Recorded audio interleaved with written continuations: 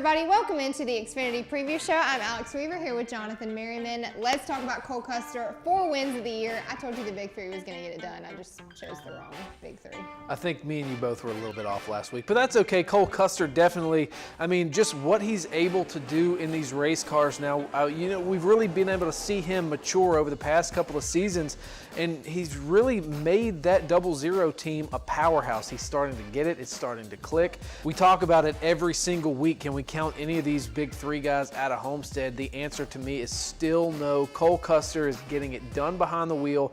I mean, if you think about the past couple of weeks, is he starting to edge out in front of Reddick and Bell? I think he may be becoming one of the most consistent drivers in this series, and he may be the front runner as an early championship favorite. All right, well, are you changing your pick? I know at the beginning of the season you mentioned Tyler Reddick with that chip on his shoulder was possibly had the greatest chance to go back-to-back. So do you think the 00 now has the strongest chance? I don't know. I mean, just what we've seen week in and week out from all of these guys, it's a heavyweight fight, except, instead of 2 people in the ring, you've got 3. And they're literally just wailing on each other every single week.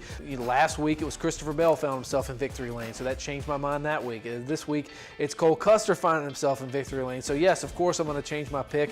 But who knows? When we go to Daytona, Tyler Reddick could find himself in victory lane, and I could be sitting up here eating crow again next week. So let's refrain from doing that now. I think what we can say is, it's going to take an act of God to keep these 3 guys out of Homestead. They're running so well right now. All right, well, Daytona is an unknown. Anything can happen at Daytona International Speedway. So can we look for the big 3 to get it done again? Or is this the chance that somebody else needs to break through and get a win? It's definitely the biggest chance that anybody has to break through and get a win. You look at guys like Michael Annett, who won earlier this year in Daytona, and a couple other guys stick out. Penske, always super good on the super speedways. Austin Cindric, been saying his name a lot. Chase Briscoe, been saying his name a lot.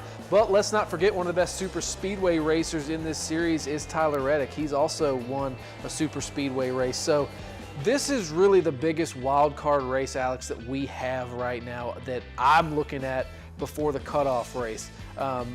Just anything can happen, and anything can happen in these races as well. You think of guys like Colleague Racing. They've got 3 cars in the show this week. Ross Chastain's in one of those. And Justin Haley, let's not leave him out. The 11 car, he's really good on the super speedway tracks. So basically you're telling me there's just a chance for anybody. You and I can win. Put numbers in a hat.